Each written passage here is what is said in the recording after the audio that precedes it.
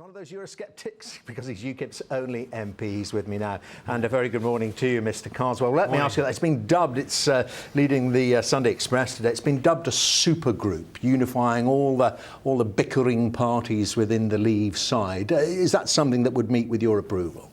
Well, let's wait and see. I've looked at it in the papers today, but ultimately, the Electoral Commission is going to make a choice. Yeah. They're going to be competing applications to lead the campaign, and that's natural. People genuinely believe in the need to leave the European Union. It's an authentic, populist, grassroots movement, and that means we shouldn't be surprised at the idea of different voices coming forward but you know the way elections work. You need a clear, unified message, and usually an identifiable leader. If you got you all together, then I mean, would you be comfortable if it is your leader within the party? If it's Nigel Farage? Well, look, you also know how election campaigns work, and you also know that there are genuine differences of ideas and differences of strategy, and that's perfectly reasonable. But if you're asking, is there going to be a merge between Leave.eu and Vote Leave? No, there isn't. We've discussed this at some length within Vote Leave.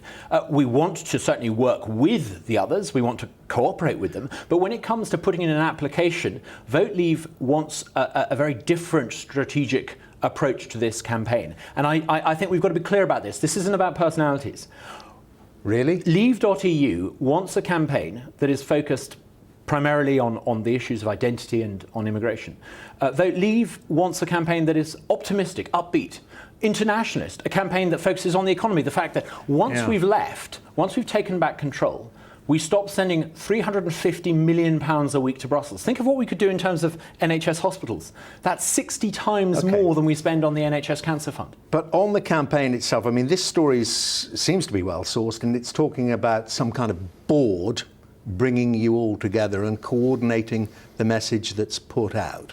So you could remain in your campaign, Vote Leave, Mr. Farage could be in his Leave.eu, but let's say there's a debate, you put up one person to represent the view. Let's be clear, Vote Leave is going to apply for designation. I'm convinced that Vote Leave not only will get it, I think Vote Leave stands the best chance of convincing the 48 million voters to vote to leave. There is a difference of approach of strategy. We need to be clear about this. And the fact is, we want to focus on the economic arguments for coming out. We'll be more prosperous. Our children and our children's children will be better off if we leave the EU. It's not just immigration is very, very important, but it's not just about immigration. And you think that then Leave.eu could take that part of the message? It's really important that voices that appeal to different parts of the electorate are making the case. Nigel can reach voters that no other party figure can reach. That's really central to the campaign. But we've got to be clear about this. Vote Leave is contending to get designation, and I'm pretty clear. Of course, as I said, they're further muddying the waters now is this other group, which has been around a while, Grassroots Out. Mr. Farage writing a letter to saying it's a genuine cross-party group that everyone could unite around. Presumably you apply the same test to Grassroots Out. Absolutely. We want to work with Grassroots. I saw some former colleagues in the Conservative Party out delivering leaflets under the auspices of Go, and wonderful, fantastic. We all want the same thing. Let's work together and let's cooperate. It's a wonderful thing that other people are delivering to constituencies and segments of the electorate. It's good. We need everyone on the same side. But be clear about this. Vote Leave is going to apply for designation, and others are going to apply too. Let's see who gets it. And there is a thought, isn't there, that it's the writing on the wall for UKIP, whatever the result of the referendum. If it's out, you more or less got what you wanted. Well, you did get what you wanted, and if it's in, you ain't going to see another referendum for a very, very long time. Absolutely not. There's been some talk about disbanding UKIP. Absolutely not. There are really important things that the establishment parties simply aren't addressing. The Europe question is part of it, but there are a whole range of areas. The racket called the family court system, the lack of reform in banking, a whole range of public policy areas where a genuine alternative is needed to the establishment parties in Westminster. But if you get the out vote, then you have to become a different party. You're not just campaigning about leaving the European Union. You've achieved that. It'd be absolutely wonderful if we vote to leave.